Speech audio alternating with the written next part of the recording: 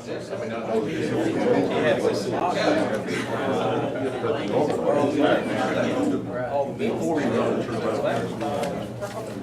6, we have record. Good evening, everyone. Is that right? Good evening. At this time, I'd like to call to order the regular meeting of the Perry Municipal Authority for May 6, 2013 at 6:15. Roll call, please. Stroller. Here. Webb. Here. Moxley. Here. Johnson. Here. Norman. Here. Nation. Wade. Here. Warner. Here. Hall. Here, we do have a quorum present at this time. I'd like to invite Martin Foster, if he would, to lead us in our opening prayer. Mr. Foster? Let's pray together. Oh, Lord, we thank you and praise you so much for your love for us and for our homes and for our place in this community.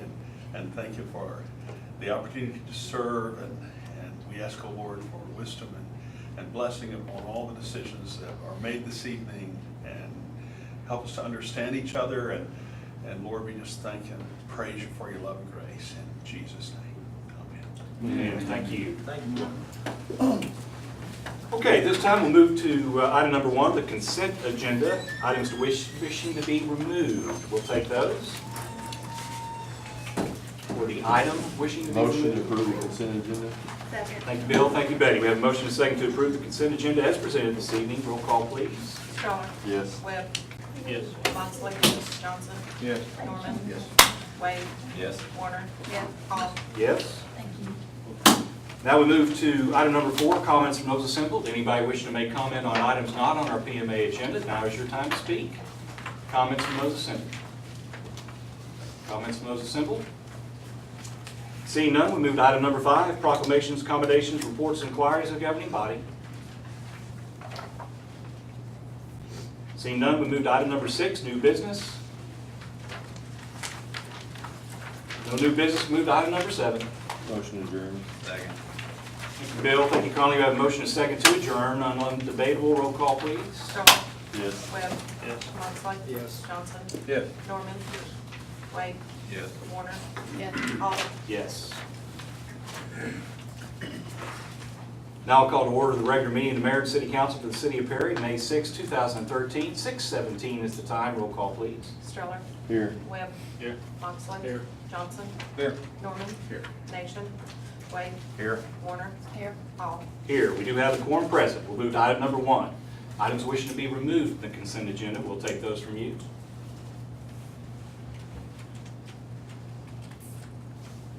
Seeing none, the motion be in order to approve. Move to approve. Second. Thank you, Gordon. Thank you, Tim. We have a motion and a second to approve the consent agenda as presented. Roll call, please. Stroller. Yes. Webb. Yes. Moxley. Johnson. Yes. Norman. Yes. Wade. Yes. Warner. Yes. Hall. Yes.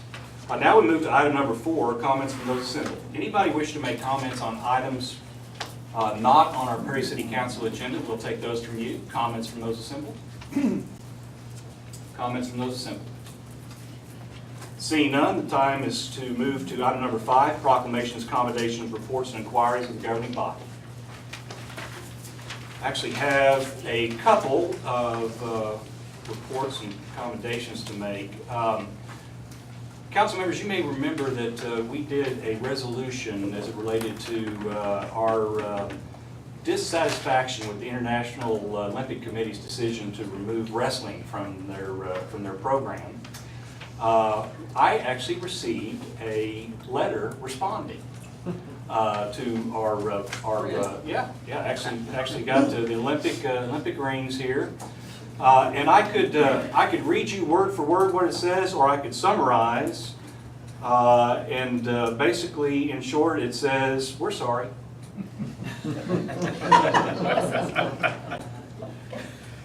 That's what it says. They do a bunch of flowery reasons why but it primarily relates to their belief that the world doesn't really follow the rules of wrestling very well, and therefore they find themselves disinterested. It talks about how much of that was watched at the last Olympics. They track that kind of thing. They do say that there's still a chance. They've got two more sessions of of the denial process that they'll go through. They thanked us for our letter. I'll leave you with a high note where the Director General of the International Olympic Committee said that I appreciate your interest in this matter, and you have good reason to be proud of the many passionate wrestlers in your community. So that's the highlight of the letter. So there you go. We're right in the middle. I'm going to walk and talk at the same time, which my wife says I do a lot. We're right in the middle of union negotiations with our fire and police, and we'll be talking about our unions in executive session a little later on this evening. And so many of you might be thinking that with that being on the agenda, that's why you see so many men in blue in here this evening. But in fact, that's not the case. The reason that they are here is to celebrate, along with what I hope the City Council will celebrate, is 25 years of service to the Perry Police Department by Captain McElvain. Captain McElvain, would you come forward, please?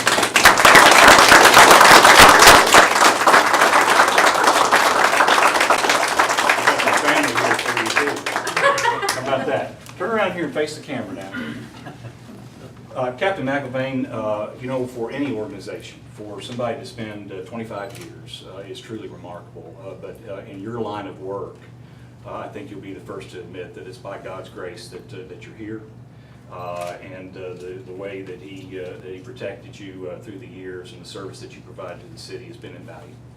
For that, I wanted to put together a proclamation which states, whereas Jim D. McElvain has been the one consistent feature of the Perry Police Department for over 1/4 of a century, and whereas Jim was born in Blackwell but raised in Tonkawa and Perkins and graduated from Perkins High School in 1971, and whereas thereafter he proudly served in the Vietnam conflict from 71 to 72, remaining in the United States Navy for 6 years.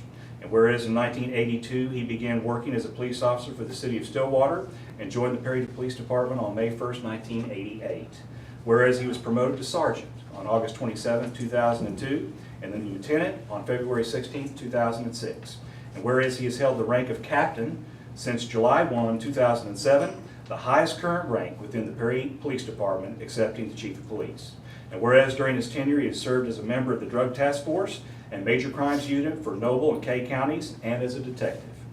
And whereas he enjoys motorcycles, his grandchildren, and is supported by his loving and devoted wife, Phyllis. And whereas Jim has made a difference in the lives of the residents of the city of Perry and should be commended for his long, diligent service to this community. Now therefore, it is hereby proclaimed by Charles Hall, the mayor of the city of Perry, Oklahoma, that Captain Jim D. McElvain is commended for his diligent service to the city and to the Perry community for more than 1/4 of a century, and ask that all the residents commend him for his service to this city and the community. Congratulations.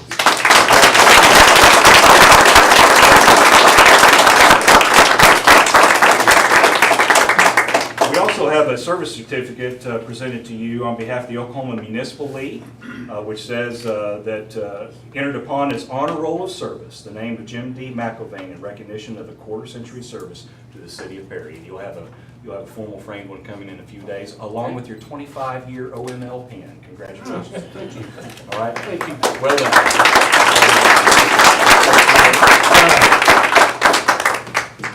Been a hell of a party. Well, Like I said, it's been good years, real good years. My wife and I first came here, I told her we'd probably spend maybe 5 years and move on to something else. But the people changed our minds. We love this community. Thank you.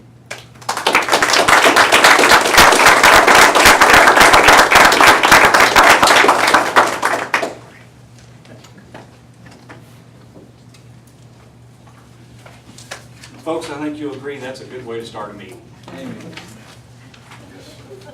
Any other proclamations, accommodations, reports, inquiries of the governing body? Seeing none, we'll move to item number 6, which is declare street department trailer and airport hangar door surplus property and no longer useful for municipal purposes, and authorize the city manager to dispose of the property. Mary, you want to walk us through it? These two pieces of surplus property that we're proposing tonight at the hangar door is from the Ditch Witch hangar that joins the terminal. and they're installing a new door and do not have a use for the old door, so we have stripped off the metal off the door, and it leaves the door frame. I think Ty said it's in a couple of pieces, and that there have been at least three people who are seem to be pretty interested in purchasing, and it would be more profitable than just selling it for scrap metal. So we request that that be authorized, and also a trailer that apparently was the city of Perry obtained from ODOT. So you can imagine, you know, after this length of time, it's probably, you know, needing to move on to the next life. So we're asking for that to be declared surplus and dispose of that property as well. Questions or comments? I make a motion to declare the property surplus and authorize the city manager to dispose of the property. Second. Thank you, Conley. Thank you, Betty. We have a motion and a second to declare the pieces of property as surplus. Will there be discussion? Discussion or questions? Seeing none, votes in order. Stroller. Yes. Webb. Yes. Moxley. Yes. Johnson. Yes. Norman. Yes. White. Yes. Warner. Yes. Hall. Yes. All right, we'll move to item number 7, which is that time, folks, to appoint the vice mayor for the Perry City Council. As you're all too aware, Gordon Johnson has served as vice mayor for the past 4 years, 2 years, 4 years. Done such a good job, I can't remember how long it's been. We would open the floor up to nominations, but I see, from where I sit, I see no reason to change that. And I would make the recommendation that we retain Gordon's services as vice mayor. Second. We have a motion and a second. We'll open it up to discussion and further nominations. Seeing none, we'll move to a vote. Stroller. Yes. Webb. Yes. Moxley. Yes. Johnson. Yes. Norman. Yeah. White. Yes. Warner. Yes. Hall. Yes. With abstaining. All right, we'll move to item number 8. Congratulations, Gordon. We'll move to item number 8, city manager comments. That would be you, Mary. Yes. Today was the grand opening and ribbon cutting for the Perry Pharmacy. We certainly appreciate their investment in the Perry community that the Andersons have made. They're celebrating their 15th year in Perry, and we hope they'll be here for many, many years to come. They've set the standard pretty high for future development in the community with their beautiful building. A little bit of update on trains. I was contacted last week by the manager of the Railroad Department of the Corporation Commission. And that's the state agency that oversees the railroad operations and takes complaints and all of that. We had a good conversation, and apparently they received a number of complaints from Perry. She wanted to know what was going on up here. And I said, well, trains are a frustration for a lot of people in Perry, and the blockage of the crossings kind of brought it to a head one day when it was blocked for an hour and 10 minutes. And she said that was interesting because most of the complaints that they received have been about the roughness of the crossings, and that they didn't receive very many in regard to the long closing of the crossings. So I was kind of surprised about that.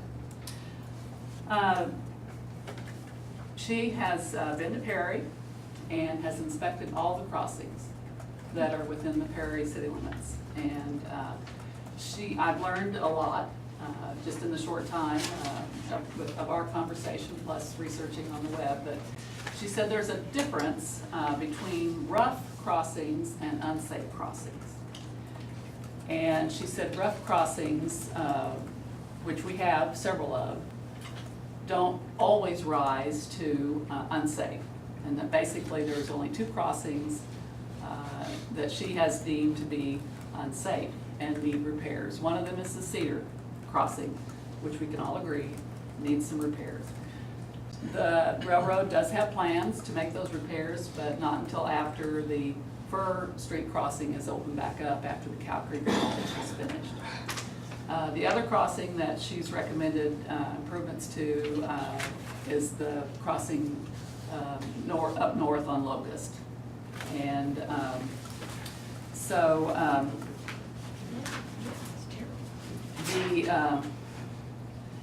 she did provide me contact information for the BNSF Regional Director of Public Affairs, and so he's kind of the spin doctor, basically, you know, that talks public relations and all of that, and so we'll be working on developing a relationship with him and trying to establish some local contacts that would be beneficial for us in the future. So complaints do sometimes bear fruit. Did she say anything about that train being across the tracks for that long? Well, that was not her primary concern, and that's what I'll be following up with on the public affairs person.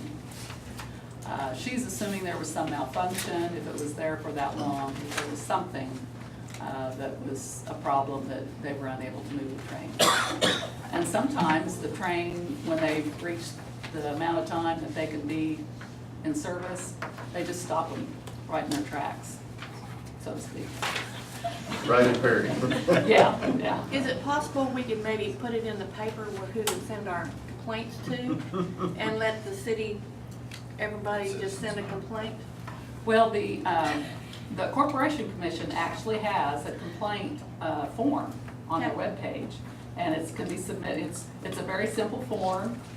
You fill it out. It does ask for some specific information about the crossing, the specific crossing, because there's a number on the box, control boxes there at each crossing. And, you know, has room for, you know, to write out a fairly long message. And you just click submit and, you know, so. Or we have copies, if you want to do a hard copy, we have some of those at City Hall. So, and basically it's the Corporation Commission, it's their webpage, and they have a railroad tab that you can click on. So I'm hoping that we'll establish, and I know I'm an optimist, you know, but at least establishing some relationships with these groups, so. Today, Chief Emmons told me that he's been notified that our new ambulance will be ready to pick up next week. Isn't that exciting? So we'll plan to have that on display at the next council meeting. Assuming that it does actually arrive. And tomorrow evening, I'm looking forward to attending the Oklahoma State Main Street Awards Banquet in Oklahoma City, and there's be several from Perry that will be attending, and looking forward to celebrating the Perry Main Street program and their accomplishments for the past year. Also, Main Street related, Perry is hosting the Oklahoma 25th Annual Statewide Preservation Conference, June 5th through the 7th. And there will be about 200 to 300 visitors to the community. Is that about right, Stacy? Okay.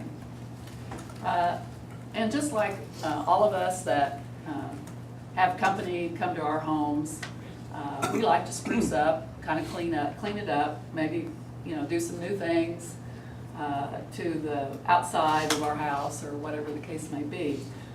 In this case, I would just like to encourage the residents of Perry to spruce up, clean up, clear up your yards, and let's put our best foot forward for the visitors that are going to be here. It's something that we should do all the time, but it seems like visitors to a community or visitors to our homes are what prompts us to kind of take care of some things that we've meant to do for a long time. So, also, later this month, we'll have Memorial Day and the pool will be open and we'll be ready. Just want everybody to know. Questions? Questions for Mary? Questions or comments? All right, very good. Well, thank you for your report. At this time, we'll move to item number 9, which is consider approval of professional services agreement dated April 22nd, 2013, with CBEW Professional Group LLP for financial and compliance audits for fiscal year ending June 30th, 2013. Council members, especially for the new ones, we brought on CBEW for the first time last year. Put them under a 2-year contract renewal. This is the first renewal of that contract. I think Meredith agrees with staff that they did a fine job. There's no reason not to follow through with the additional, with this renewal. But we'd open it up to your comments or thoughts before we move to the motion. I have a comment. Since they weren't the least expensive group that we looked at, is it possible to put it out for bids again? Correct. Go ahead. I would just respond to that by saying typically when you engage an auditing firm, you do so for at least a 3-year period. The first year, they're here learning about the city of Perry, about our financial systems, our operations, how we do things. And so, but typically, you know, unless there's a major concern about an auditor, you do go into it thinking that it would be about a 3-year engagement. And at that point in time, you know, the council can either decide to go out for proposals again or continue to extend it, you know. So I would suggest, and it'd be my recommendation that we go ahead and enter into the agreement for an additional year. If I can follow up to that too, because Mary won't get political, but I'll get political with you. Especially for the new council members that weren't around for that vote. There were several on this council that still remain on this council that were concerned with the credentialing of the low bid, who had been our auditor for a number of years. And it's my belief, although he might again be the low bidder, it's my belief that as I look around the council table that the votes would probably remain the same. And so it probably would be an exercise that would end the same way, would be my guess. Well, I just thought that since the outcome was the same as the first guy that we had, but he was like $3,000 more, I don't know if we went to put it out for bid or not. Yeah, and this group was the second, the second low. We only had 3 that bid, and I think Meredith would tell you that there's really only 3 active bidders out there, so it would be the same result. Would be my guess, and I completely agree and concur with Mary that it takes an auditor a year to get up to speed, and that's the reason we generally see 2 or 3 year contracts with an auditor. To remain in line with their findings. They get comfortable with the organization and how they work. We were thankful that the audits, both from the previous auditor and this auditor, came out healthy. Yeah. It makes us feel good about our internal processes. But I do fear how that outcome, would be. And the pricing, I think, would change too, because we did lock them into a 3-year agreement, and I think we were pretty good with the pricing that we have in the second year. Okay. But good question. Additional questions or comments?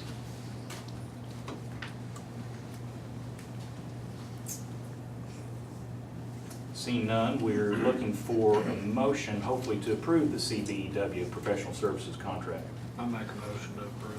Second. Thank you, Tim. Thank you, Lynn. We have a motion and a second to approve the CBEW Professional Group LLP for financial compliance audit for the fiscal year coming June 30, 2013. Additional questions or comments before we move to a vote? Seeing none, votes no. Stroller, Yes. Webb, Yes. Mosley, Yes. Johnson, Yes. Norman, Yes. Wade, Yes. Warner, Hall. Yes. Now we move to item number 10, which is consider appointments of trustee positions for 2, 3, 7, and 8 to the Perry Memorial Hospital Authority. Council members, we need to take these one at a time, and they're broken up in your agenda here. We have 2 appointments requested by the council. Then we have a confirmation from the mayor's appointment, and we have a confirmation from a Ward 4 appointment. So we'll start with number one. Dr. Bruce Thompson has been appointed Chief of Staff. The Chief of Staff has an automatic position with your confirmation on the hospital board. The hospital is requesting confirmation for the trustee position 2. Dr. Bruce Thompson as Chief of Staff. So moved. Thank you, Gordon. Second. Thank you, Betty. We have a motion and a second. Will there be discussion? Seeing none, we'll move to a vote. Stroller, Yes. Webb, Yes. Moxley, Yes. Johnson, Yes. Norman, Yes. Wade, Yes. Warner, Yes. Hall. Yes. Doug Morris currently serves as trustee for position 3 on the hospital board. It's my understanding, too, that he currently serves as the board chairman. He is requested to seek reappointment. I concur, and that's my recommendation. So moved. Thank you, Gordon. Was it Tim? Thank you, Tim. We have a motion and a second to approve the reappointment for position 3 to Doug Morris. Will there be discussion? Seeing none, roll call, please. Stroller, Yes. Webb, Yes. Moxley, Yes. Johnson, Yes. Norman, Wade, Yes. Warner, Yes. Hall. Yes. The third one, Joe Greenlee, is a Ward 4 council recommendation. He's replacing, or is asked to replace by the hospital, Steve Seabolt, who has served. Ward 4, what do you say? I would like to make a motion as a representative of Ward 4 that Steve Seabolt be nominated for this position. Second. We have a motion and a second to approve Steve Seabolt to position 7 of the Perry Memorial Hospital Board of Trustees. Will there be discussion? Comments? Seeing none, duly appointed by Ward 4, we'll move to a vote. Stroller, Yes. Webb, Yes. Moxley, Yes. Johnson, Yes. Norman, Yes. Wade, Yes. Warner, Yes. Hall. Yes. Now, trustee position 8, the city council is being asked to reappoint John Fuller to the trustee position. What do you say? So moved. Second. We have a motion and a second to approve Mr. Fuller to the trustee position 8 for the Perry Memorial Hospital Board. Will there be discussion? Seeing none, we'll move to a vote. Stroller, Yes. Webb, Yes. Moxley, Yes. Johnson, Yes. Norman, Yes. Wade, Yes. Warner, Yes. Hall. Yes. Now we move to item number 11, presentation of the draft fiscal year 2013-2014 budget. It's the Mary and Meredith show. Okay, did you all notice in the prayer, he specifically prayed for us to understand each other? I thought that was good. I hope you all understand me and this budget. Was that a little too far? Oh my God. That way, all right. All right, what's being passed out is the first draft of your 2014 budget. You all know I get excited about this. It's gonna be fun. Last year was a little rough, I'm gonna be honest. But this year, I'm super excited, it's gonna be great. All right, so first draft right here. We're following the Oklahoma Municipal Budget Act. That act, well, there's estimate of needs and there's Municipal Budget I Act. know. And this is Municipal Budget Act. It requires that 30 days before the end of the year that you all have an opportunity to look at what we consider a draft presentation of the budget, which you have. So clerk, make sure the minutes reflect. Next thing that'll come up will be the public hearing. So let's talk through this, then we'll go through kind of the timeline for the rest of it. The budget that you have in front of you includes 90% of recurring revenues. Those recurring revenues are mainly our sales tax, use tax, franchise tax, beverage tax, tobacco tax, all of those taxes. 90% of those revenues are included in your budget. If we end up collecting 100% of those revenues, we'll generate about an additional $100,000, okay? This budget also includes a 3% utility rate increase. That 3% rate increase will generate about $345,000. So as you all are studying this over the weekend, sleeping with it, waking up with it, when you calculate that through your head, 1% increase equals about $115,000. Good for you all to know when you're looking through this. Not included in this budget is something that management has talked about, which is a drainage fee. Okay, that drainage fee is not in this budget. Discussions would be $1 would generate about $24,000 a year. So just kind of some, it's not in these numbers, just something for you all to think about. And what is the drainage fee? It would be a fee that's on the utility bill. That drainage fee would be used to repair all of the drainage problems that we have with our streets. Oh, okay. I know there's some specific streets and alleys that Mary's identified, so I'm just the numbers, you know, not less than the operations. Okay, How much would that generate? What was it? 24,000. Thank you. For each Yeah, $1 per meter per month would be 24,000. So if you decided to do $2, it'd be 48,000. So it's just, you know, multiple of, you know, if you're looking at $1, $2, $3, you can look at that $1 per meter per month and get you a number of what, you know, the different amounts So the would be. 24,000 would be created for the year? Right, that's Okay, correct. all right. Sorry. Okay, next, but remember that drainage fee, not in these numbers that you're seeing. Pay increases of 3.5% have been included, along with the health insurance increase of 12%. That's a direct pass-through from what we're getting from our health insurance agency. And the fire department also has a 1% increase in their retirement. State law says that we now have to provide them 14% retirement as opposed to 13 that we have been. You'll see capital outlay request in here. That's where you all get most excited. So in the general fund, $778,000 of capital outlay projects. You'll see those detailed starting on page 9. Perry Municipal Authority, $572,000 worth of capital projects. Those are detailed starting on page 15. And the airport has $30,000 in capital projects included. So this budget in total includes $1.3 million of capital projects to be performed over the next year. That's actually after we cut almost $300,000 of requests that were made by department heads. Those requests are also in here. The details not, the numbers are, when we go through council sessions, you all can work and see those details. But we did that to try to get to a balanced budget. I'm not gonna go through summary unless you all wanna go through specific numbers. I assume you probably wanna take it home and digest it a little bit before we start going through it. But those are the highlights. I have a question. Yes. The Parks Department, that's been understaffed for quite a while. Is there anything in there to maybe hire somebody else, an extra person or anything like that? In the Yes. Parks Department? All the department heads had specific input on their budgets. And I think there was a part-time position that was requested. Well, we're trying to fill a part-time position in parks right now for grounds maintenance. We have several departments that, you know, we're looking for positions, for similar positions to fill. And it's just difficult.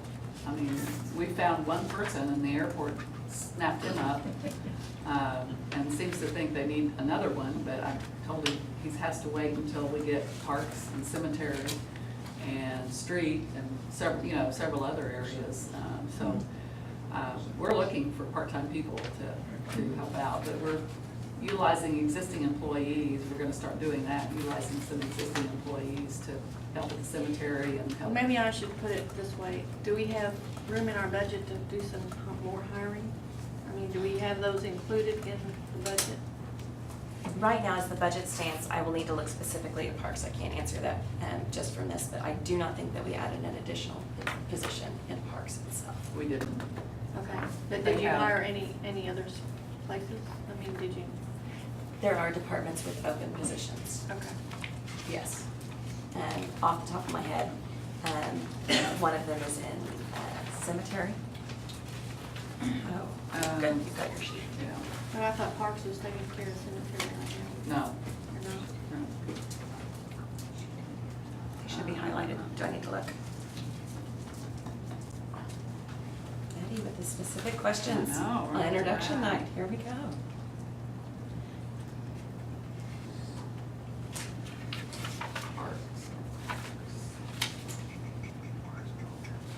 Actually, Actually, there's no open positions in parks. They're fully staffed.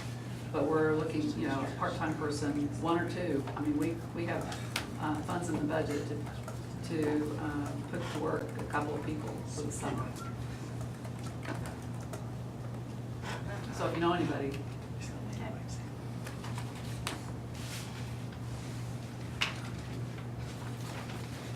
This budget is basically, not many personnel requests were received from departments. We have a couple that we'll be looking at to determine, you know, whether or not there's some efficiencies in sharing employees back and forth and how we might do that. So anyway, this is the draft proposed budget that Meredith has passed out. Is just that, it's a draft, it's a working document. What's been recommended is not set in stone. City Council may have different opinions as a group as to what's funded and what's not funded, and so we're happy to have some conversations and questions in regard to the requests and the budgets. While the dollar amount that Meredith mentioned about the capital request seems like a big number, I would say that there were none of the department's requests that were unreasonable or frivolous. They had some general guidelines from me for making their requests, and you know, like I say, most of them are very needed projects and very justifiable. And that's what makes it so hard when you're working on a budget, because you don't have a lot of money that isn't already earmarked, you know, for other purposes. So that's what makes it so difficult. One of the things that we'll be receiving at some point is the sewer master plan, and that will be our roadmap for attacking our sewer infrastructure problems. And there is no money in the budget for any sewer projects. We have the leverage for the CDBG grant request of $155,000 is included in the budget, so that if we are funded, if we receive that grant, we will have the matching money ready to go for that. So, as Meredith mentioned, there are drainage issues in Perry that need to be addressed. Many Oklahoma communities add on a drainage fee onto their utility bills, and I know that's not a popular thing to talk about, but it is a way to raise funds to address drainage issues. There is a drainage project that the street department has proposed, and it's the perfect example of how these drainage funds could be utilized. So I'm hoping that the council will be open to discussing that when we get back together to talk specifically about budget. We are scheduled for a special council meeting on Wednesday, May 22nd, 4 o'clock, right here in this room, and departments will have an opportunity to address the council, and you can ask questions and you know, ask for additional information. The public hearing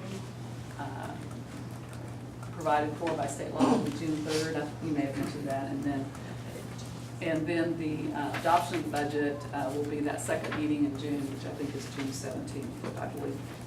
So the state statute provides for the budget time schedule. I really appreciate the opportunity to present this proposed budget, and especially want to thank the department heads for putting up with all my questions that I've asked over the last couple of weeks. And so we look forward to discussing it in more detail. I'll be providing you the detailed requests from the departments. I promised them that you would see everything that was submitted, unedited, uncut, and you will have that at some point in time. But for now, focus on what we've presented to you tonight, and then we'll work from there. How much are we gonna have to cut out? Well, Based upon where we are right now, when you look at our general fund, we're showing a loss of almost $470,000. Our utility authority is showing revenues of almost $300,000. So if we could cut somewhere around $150,000, we would be in a good position, a better position. Does that leave any room for participating funds with with federal grants or federal budgets or highway projects? With my request 20% from us, or anything like that? What we have included is $150,000 for the matching on the CDBG or some sort of drainage project. We do not include any other unknown Right. projects. Okay. So right now, those would have to come out of out of our existing fund balance, unless you want to change it. There is a project, an ODOT project to resurface 6th Street from Fur north several miles on Highway 77. And we have included money in the budget to fill in the gap between Delaware and Fur. There's 2 blocks there. So we'd have all the way around the square and everything, you know, from Fur on 6th and Fur on 7th south to Main Street. So that'd be 2 blocks, 85,000 we have. And that bid's already been let, and so it would be something that we wouldn't have to put our money up until after the project is completed. But they'd probably be coming to us with a change order at some point in time. But we'll be able to piggyback on the contract with Evans and Associates and ODOT and do a change order to do those 2 blocks. I believe I've seen in the budget, you may have to change or re-quote one. I thought it was $10,000 for streetlight replacement. Is that the deal at 6th and Fur? No. No. Let me Do we see. know anything about that project yet? I do. We have a cost estimate for, basically that whole intersection has to be redone because it does not meet the current standards.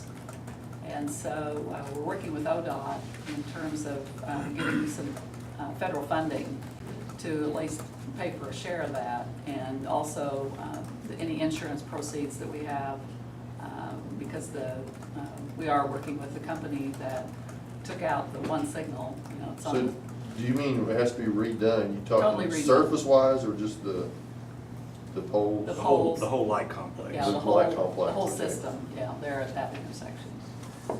So, it's. So it's like a 50-50 deal we share with them? With the Well, state? we haven't gotten to that point yet, but it's been requested for a safety project. Not sure if it's actually going to meet the warrants, but because it's a crossroads of 2 highways, that would seem to be in our favor.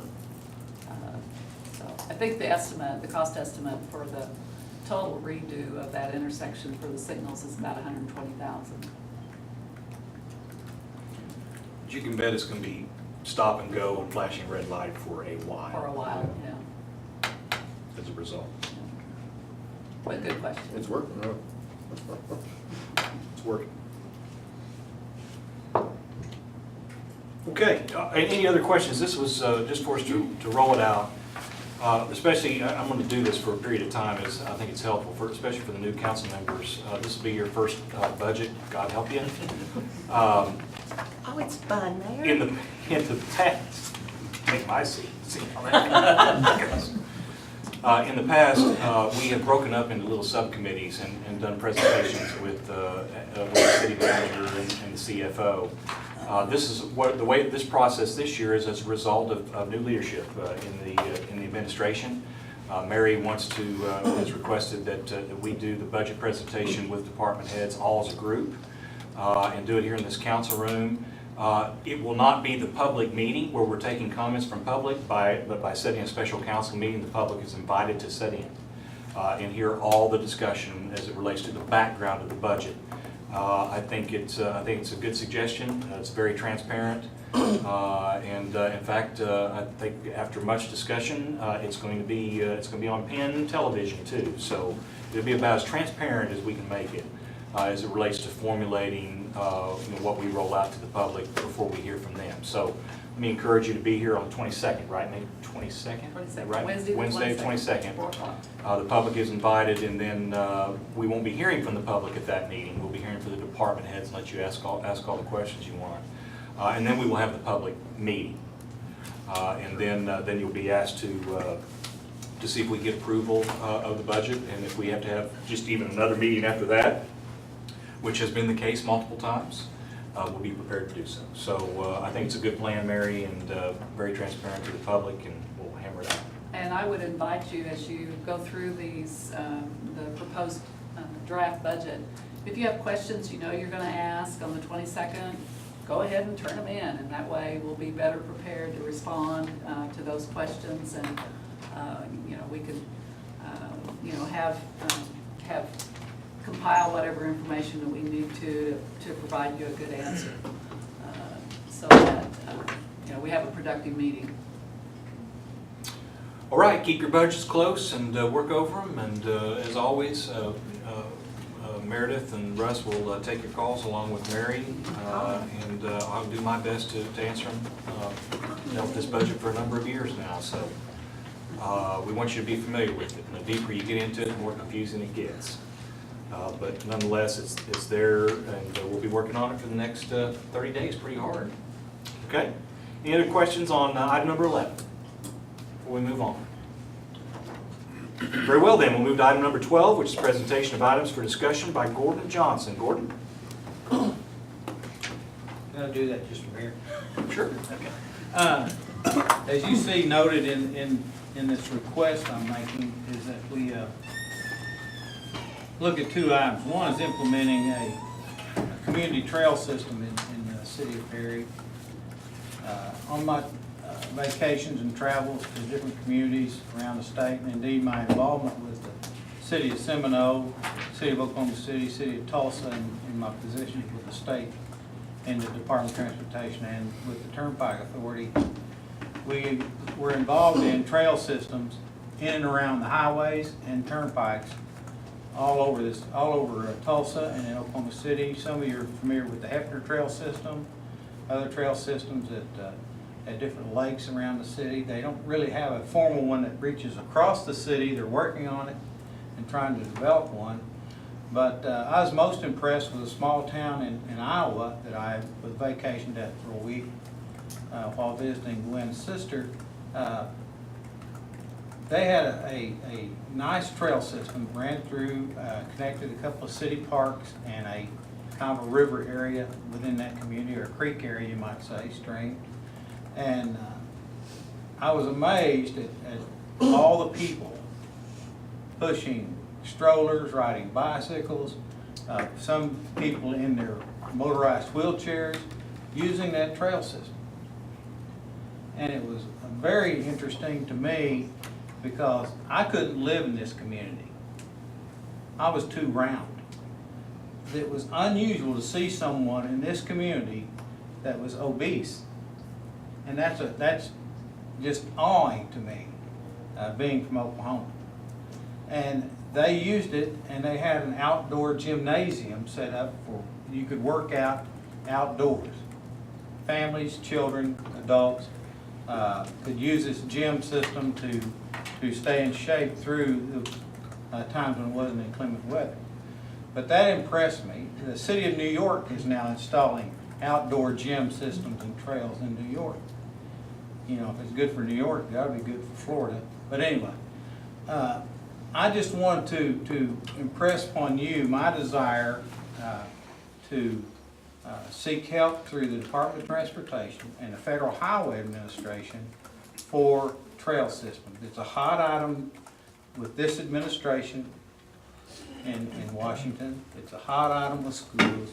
I think it'd be good for the kids, adults, the people of Perry to have something like that that would connect our parks and maybe our lakes. It's not cheap, but there is federal money available and there's state funds available. And I just wanted to get your blessing maybe on seeking some help in that area and doing some planning. Before we would go into this, we would look at some options in that area and the cost in that area, because cost is is what we gotta consider in this community. Another area that I was interested in is a comprehensive plan for the planning, development, zoning, and growth of Perry that would not just take in request after request, but would cover in a time period of 5, 10, even 20 years of planned movement and growth for the city to help us see probably where we'd want to expand to if we wanted to incorporate areas around the city for growth.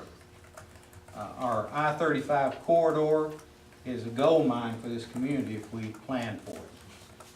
I just was given this plan. It was done in 2007. I plan to look through it, study it, and bring back comments to the council. But there's no action needed tonight. I just wanted to tell you my idea and what I was looking forward to as kind of a enhancement to the city of Perry and its people and the people driving through to have those types of facilities. This community in Iowa I visited has it on their webpage. The trail system is that important to the community that it's there, and it is not just there, it's being used. So anyway, I'll be commenting to you again in the future about what we would have to do this. I know that our streets, our wastewater collection system, our water distribution systems and all that are very important and need upgrading and help too. And I'm very interested in that because I am a civil engineer, by the way, and those have been my bread and butter for over 40 years. So that's why I take this on, is because I'm interested in it. And I've seen it done in other communities, at not for outrageous sums, but for sums that were given to and devoted to and developed by community leaders and community citizens to provide their community with a healthy way to walk, talk, and safe way to walk. So thank you. Okay, questions or comments? Questions or comments? I think we've needed some planning, forward planning for a long time, like look ahead to the future of how we want to grow. So I think this is a good deal. Wonderful. I think I've mentioned this to some of you, but probably not all of you, but once the budget is adopted and put to bed, so to speak, I'd like to propose that we schedule a strategic planning session. I think with me being new to my position, and we have 2 new council members, I think it'd be an important exercise for all of us to work together and kind of come to a consensus on the future. I'm not proposing that we go out quite as far as Gordon, but 3 to 5 years I think is something that we could look at, maybe up to 10 years. But I think that it would be beneficial for this group as a whole to work together and have a session to talk. And it'd be one that would be facilitated, we would have someone facilitate it for us and that has experience in doing that. So we'll work with everybody, but the budget obviously is our first priority, and once we get past that, then we'll go on to the next. Other questions, comments, thoughts? All right, Gordon, thank you very much for the information. We'll move to item number 13, consider exercising the city's option to renew the solid waste and disposal contract with Davis Sanitation by the approval of the first option. Council members, we negotiated a little over a year ago an agreement with Davis Sanitation. It's a 5-year agreement. In that agreement, it was 5 years with an additional 5-year renewal on top of that. So this would be the first renewal of 5. In that, Mr. Davis is exercising his right to garner a 2% increase year over year, which is defined by the contract. We bid this thing back when we did the 5-year agreement. I think it's interesting to note that even with the 2% annual increases over the next 5 years, Mr. Davis still comes in below what the next highest bid was for sanitation services.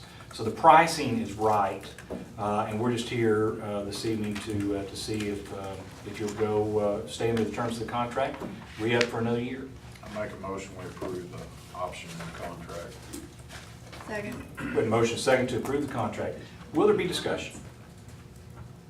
Discussion or comment? Seeing none, move to a vote. Stroller, Yes. Webb, Yes. Moxley. Yes. Johnson, Yes. Norman, Yes. Wade, Yes. Warner, Yes. Hall. Yes. We do have, Jimmy Davis is here this evening. There he is, right there. Jim, you want to say anything? Thank you. There you go. I like the man who gets to the point. I appreciate the opportunity to serve. My men appreciate the opportunity. And we want to do a good job and keep the town clean, and looking nice. He told me next time he wants to be first. He wants to be first on the agenda. Tell them. Thank you. Thank you, Jim. All right, thank you. Okay, we'll move now to item number 14, which is consider approval of notice setting public hearing dates on potential closing of portions of Elm Street and First Street at or near 415 First Street, Perry, Oklahoma, lots 1 through 7, block 17. Here in Perry, pursuant to an application by Jim and Sandra Garvey. Council members, you can see from the notes in your binder there that Jim and Sandra are selling their home. They have an outbuilding that portions of that have been built upon a unopened street, and they're seeking that it be closed. They actually, just to give you, I'm sure it's in the packet here, but there was action taken by the council years ago, long before any of us, for them to approve, or that it was approved that the building be placed there. So how it got by, we'll have to talk to some of those people that served on this council long before us. But nonetheless, they have a building on an unopened street. What we're seeking tonight is approval to be able to provide notice for a public hearing, so that we can start the process of seeing if you all will ultimately approve the permanent closing of those portions of Elm and First Street. Make a motion, we approve the notice for the setting of the public hearing. Second. We have a motion and a second to approve the notice setting the public hearing dates, which are, and I believe we can set this. Did we set the date? June 27th. June 27th, 2013 at 5:30. That's before the planning commission. And then we'd have the public meeting right before the council meeting? Uh, At the council. At the council July meeting 1st. on July 1st. That's correct. Yes. Right, okay. All right, we have a motion and a second. Will be discussion. Discussion or comments? Seeing none, we'll move to a vote. Stroller, Yes. Webb, Yes. Moxley. Yes. Johnson, Yes. Norman, Yes. Wade, Yes. Warner, Yes. Hall. Yes. Now we move to item number 15, which is receive the recommendation from the Planning Commission on the application of Mike Umstead to rezone from RG, which is general residential, to C2, general commercial zoning district, with site plan review for lots 17, 18, 19, block 21 of Township North and west of Perry, situated in the city of Perry, here in Noble County, state of Oklahoma, United States of America, otherwise known as 513 Jackson Street. For the location and operation of a mini storage use, consider recommendation from the Perry Planning Commission on-site plan review. Council members, item 15 will be an opportunity for us to hear from the Planning Commission, and I don't think there's a representative from the Planning Commission, so we'll divert to Bryce to give a quick summary. And then depending on the outcomes of the summary, we'll move to action items on 16 and 17. Bryce? Yes, Mike Umstead wants to put mini storage in this location. There already is mini storage to the north of this, which is zone C2. We gave notice to the folks within 300 feet. We published a notice in the newspaper asking people to come if they have any objection, and nobody came and complained. The issue there is locating the residential next to commercial. Sometimes that's an issue. He also filed, not only requested that rezoning, but he also filed for a site plan. I think you can see what the site plan involves: 2 metal structures, 25 foot by 125. Going to use the aisles to access the mini storage, and there will be screening as it abuts the residential properties. Nobody was there to complain. Oh, they're also going to ensure that the incandescent lighting doesn't adversely impact the residential uses. Quite frankly, it's going to be an improvement to the area, and the recommendation from the Planning Commission was to approve both the rezoning request and the site plan. Now, because you are changing this from residential to commercial, there will also be required an amendment to the comprehensive plan, which is an item here, and then passage of this rezoning and site plan by ordinance. So this is really just a recommendation item. The next two items, the approval of the resolution amending the comprehensive plan and the approval of the ordinance with emergency amending the zoning and site plan would be necessary if you want to follow the recommendation of the Planning Commission. Any questions or comments as it relates to the recommendation by the Perry Planning Commission? Questions or comments before we go to the action items number 16 and 17? My comment is that his site plan does indeed describe everything properly, except it doesn't name the street that it's on or the streets near it, which caused me to have a little bit of trouble locating exactly where the properties were. I would ask that that be corrected, that Jackson Street be shown on a site plan and maybe Fifth Street. But there's nothing else that I would have against it at all. I just feel like that this is, again, agree with the Planning Commission on the property being approved to that street. We can so note the record. Other questions or comments? Okay, if you'll join me, we'll move to item number 16, which is consider approval of resolution 2013-07, which would be used to amend the comprehensive plan, redesignating from low to medium intensity the property with the legal description of lot 17, 18, 19, block 21, otherwise known as, or also known as 513 Jackson Street. Motion to approve. Second. We have a motion and a second. Thank you, Lynn. Thank you, Colin. We have a motion and a second to approve resolution 2013-07, amending the comprehensive plan. Will there be discussion or questions? Everybody understand what you're voting on? Roll call, please. Stroller? Yes. Webb? Yes. Moxley? Yes. Johnson? Yes. Norman? Yes. Wade? Yes. Warner? Yes. Hall? Yes. Now we move to item number 17, which is consider approval of the ordinance 2013-10, amending the zoning of these lots, 17, 18, 19, block 21, also known as 513 Jackson Street. We'll be looking to improve changing the zoning from general residential to general commercial zoning district, along with declaring an emergency. What would you like to do with it? Motion to approve. Thank you, Lynn. Thank you, Tim. We have a motion second to approve the ordinance 2013-10, amending the zoning for 513 Jackson Street from RG to C2. Discussion, questions? Seeing none, votes in order. Stroller? Yes. Webb? Yes. Moxley? Yes. Johnson? Yes. Norman? Yes. Wade? Yes. Warner? Yes. Hall? Yes. Motion on the emergency. Second. Thank you, Connie. Thank you, Bill. We have a motion second on emergency non-debatable. Roll call. Stroller? Yes. Webb? Yes. Moxley? Yes. Johnson? Yes. Norman? Yes. Wade? Yes. Warner? Yes. Hall? Yes. Now we move to item number 18. Was Mike in here tonight? It generally is. Right there. Here. Congratulations, Mike. I think this council, it was that smooth because I think over time you've done several of these developments and you do a fine job with it. Absolutely. I have to say that's true. Thank you.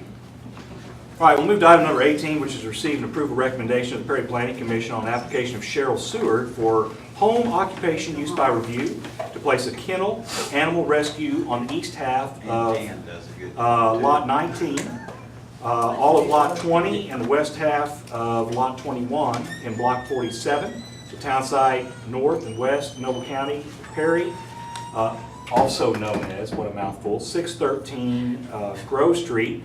I know that we have, Cheryl is here this evening. I saw her. We also have several representatives, I'm sure, of the PAWS board would be my guess. Cheryl, give us just a minute to talk through the background of this. We won't cut you out. We'll give you an opportunity to speak too, okay? All right. Bryce, you want to walk us through the details? Yes.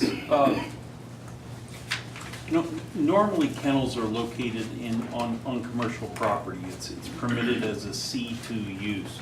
However, we do have a home occupation ordinance that does not disallow a kennel as a use. A home occupation use is a use that can be made. It's somewhat like a commercial use that can be made when the public and neighbors are not adversely affected. I will tell you, this is probably the first time that we've used or talked about using the home occupation ordinance to do a kennel, but we feel that very well may fit, because the truth is Miss Seward has been there for years and years. I've been there 35 years. Yeah, 35 years, and I think it's proven up by the fact that when they had the hearing, and notice was given to neighbors within 300 feet, and it was posted in the newspaper, there weren't any complaints from abutting property owners. However, she was doing it for years, but I just recently became aware of this. And so what we did is we had a meeting with Ms. Seward. She brought her aboard with us, and we kind of lined out this procedure so that we could make what has been occurring at this location legal. We've set out the items that you must consider to do a home occupation. And you really have to do a home occupation use by review. So it's all the criteria in the code. I think on page 6 of the agenda, we kind of listed from the code the issues regarding a home occupation. Where the use is conducted, that it's limited to the family members, that there's no additional traffic, that there's no additional parking needed, that the use is clearly incidental, that there's no alteration to the appearance of the unit, that there's no sale of commodities, that there can be a nameplate, but it can only be 2 square foot, and that it meets all area height zoning requirements. The good thing about a home occupation, it's not like giving a commercial zoning where it would be there forever. This use is for the current owner only, and it does not transfer. And if the home would transfer, then this use is null and void. Secondly, the use may not change from that which is reviewed and approved. So like if she doubled the amount of dogs or tripled the amount of dogs, or there were some substantial changes, we could go back and review this. And finally, if the home occupation, if it lapses for 90 days, it terminates. And it terminates if the conditions and agreements aren't met. This is really only the first step. Ms. Seward will also have to comply with the terms of the kennel ordinance, and we have furnished her copies of the kennel ordinance and her organization. If the council, and this went to the planning commission, and they did recommend it. If you like this and you want to concur with the recommendation of the planning commission, there are 3 things that you must find. One, that the value and qualities of the neighborhood will not be injured, that the use is consistent with the purpose of the zoning district, and the use is consistent with the land use plan. I think in this instance it's kind of unusual, that you have that use being made there, and it really didn't rise to my attention in that amount of time until recently. That's to me, that's kind of interesting, because I've been here 27 years and I didn't even know about it. I will tell you that that what she does help our animal shelter. I mean, it's kind of the adopting outside of our animal shelter. And the 2 of them do work together. And I think, third of all, the third issue is the fact that we put out all this notice and we didn't have anyone come to the meeting and complain. I will note that there was a letter received from somebody who thought about buying the home next to you to use as a rental, and we got a written letter complaint from her. But she's not within the zone of the folks that own property, so you can consider it for what it is. Well, let me take that one step forward. Actually, we don't know if it was a him or her because it was sent anonymously. And for those of us that are elected and get numerous anonymous letters, you just don't give them any attention. This letter requests that it be presented in front of the council, and I'm absolutely not going to do that. Anytime somebody wants to sign a letter, I'll be glad to place it in front of the council, but we're not going to honor an anonymous letter. It's a whole lot easier to just write something down. It's a little bit tougher to put your name next to it.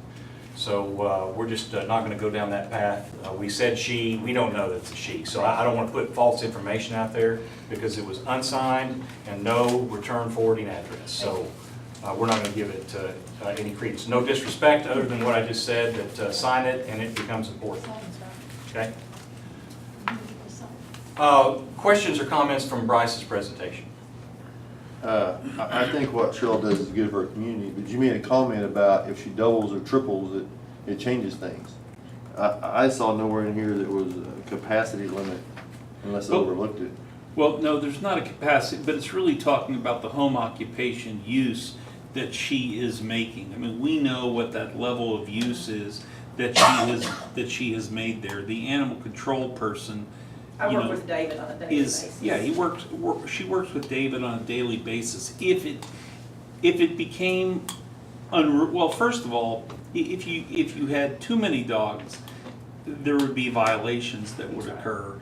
And of course, under this next section, it terminates if conditions and agreements are not followed, including the ordinances of the code.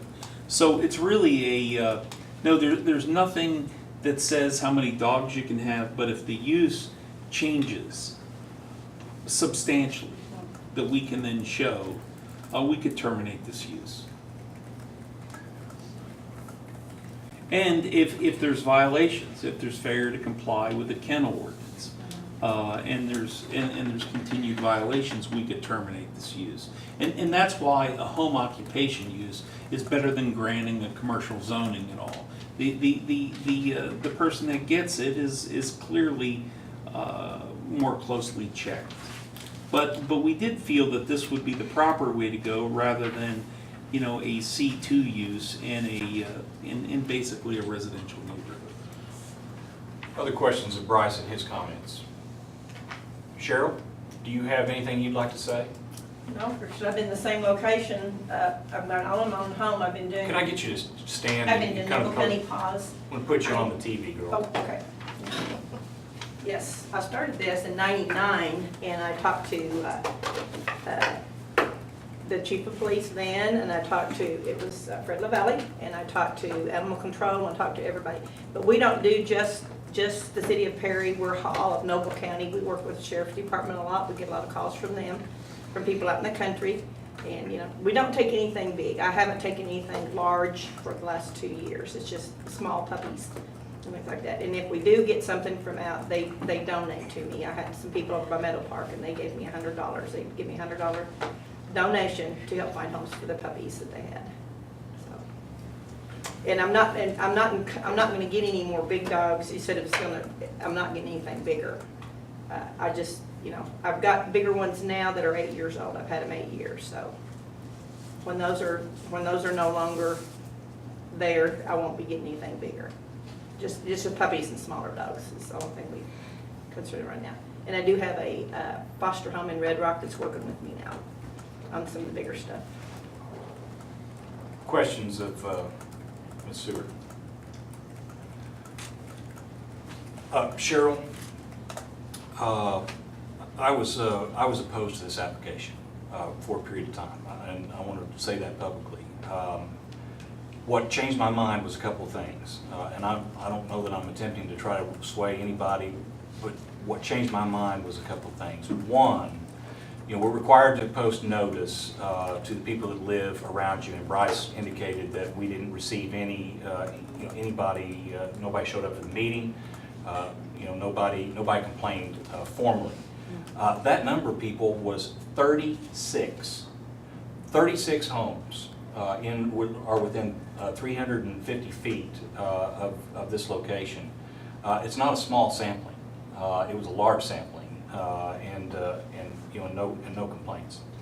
Secondly, I like the idea that that this doesn't last past you. When you're no longer serving in this capacity, the kennel can't operate without additional action by this council. But probably the third thing, and I want to make sure you are clear on it too, that really allowed me to make this palatable was the fact that now that you're going to be required to follow the kennel ordinances that we have, which was my understanding prior to this, there wasn't a requirement to follow the kennel ordinances. So now we have a process in place, a very clear outline and understanding of the quality of facility that you have to keep. It also gives us the right to go in and investigate and to make sure that that those kennel ordinances are being followed. So when you pair those three things together, it makes it a lot easier for me to accept your request. Additional comments and thoughts by the council before we seek action. I've worked with Cheryl before. I found a Chihuahua one time. I don't know if you remember that. And I called her to see if she could find out who owned it, because I didn't want to keep it. And it wasn't probably 2 hours, and the owner called in. So a lot of people call her when they lose a dog, or because it shows up there. They call me first before they call animal control. Yeah, they do. And so she does a good service. Any other questions or comments? Okay, if you're looking for a motion, what we're after is that I would think included in your motion that the city council has affirmatively found those 3 bullet points, that it passes that the value and qualities of the surrounding neighborhood will not be injured by the use. The use is consistent with the intent and purpose of the RG, and the use is consistent with the land use plan of the city of Perry. So moved. Whatever you said. Thank you, Betty. Thank you, Lynn. We have a motion and a second to approve the Perry Planning Commission's recommendations based on the findings contained within the motion, which are the 3 bullet points that I just outlined. Further questions or comments before we go to a vote? Okay, voting yes, you're approving the home occupation use. Voting no, you're opposed. Roll call, please. Stroller, Yes. Webb, Yes. Moxley, Yes. Johnson, Yes. Norman, Yes. Wade, Yes. Warner, Yes. Hall. Yes. Okay, congratulations. Thank you. At this time, we'll move to item number 19, which is approve Chuck Hall, Mary Rupp, Dixie Johnson, Russ, and/or Meredith Meacham as authorized signers on securities pledged at financial institutions. Council members, we found out from both banks that Mary had not been identified as a signer, and so we're looking to redo those documents and declare her as a signer. So moved. We have a motion and a second to approve the signatures as outlined. Just questions or comments? Okay, let's move to a vote. Stroller, Yes. Webb, Yes. Moxley, Yes. Johnson, Yes. Norman, Yes. Wade, Yes. Warner, Yes. Hall. Yes, now we move to item number 20, new business. Any new business needs to come before the Perry City Council. Seeing none, we'll move to item number 21, consider convening an executive session to discuss negotiations on Local 4242 of the IAFF and the FOP number 137 pursuant to 25 OS, and to confer on matters pertaining to economic development at the Perry Industrial Park and the Perry Commercial Park, as public disclosure would interfere with the development and implementation of agreements pursuant to 25 OS, and discuss appraisal and purchase of real property west of Interstate 35. So moved. Thank you, Connie. Thank you, Gordon. Roll call, please. Stroller, Yes. Webb, Yes. Moxley, Yes. Johnson, Yes. Norman, Wade, Yes. Warner, Yes. Hall. Yes, before the crowd thins out, I do anticipate some sort of action coming from the executive session. I just want to let you know that. He's got some that don't have Chuck scribble on it. You want blank ones? Yeah, do you have blank? Yeah, she has mine. Oh, then give me blank. Entertain a motion to reconvene. So moved. Thank you, Bill. Thank you, Gord. We have a motion second to reconvene. Roll call. Stroller, Here. Webb, Here. Moxley, Yes. Johnson, Yes. Norman, Yes. Wade, Yes. Warner, Yes. Hall. Yes.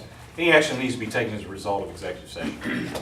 Mayor and council, I'd like to make a motion for the mayor to submit an offer on a tract of land that we discussed in the executive session. I'll second that. We have a motion second to authorize the mayor to submit an offer on the tract of land that was discussed in the executive session under the terms of the, as were discussed, correct? Correct. Any questions or comments on the motion? Everybody understand what you're voting on? Who made the second? Tim. Okay, let's move to the vote. Stroller, Yes. Webb, Yes. Moxley, Yes. Johnson, Yes. Norman, Yes. Wade, Yes. Warner, Yes. Hall. Yes. Any other action needs to be taken as a result of executive session? Seeing none, we'll move to the last agenda item. Second. We have a motion second to adjourn. Roll call. Yes. Stroller, Webb, Moxley, Yes. Yeah. Johnson, vote by Yes. standing. Norman, Wade, Yes. Warner, Yes. Hall. Yes. Yes. And we haven't had an 8:45 meeting in a long time.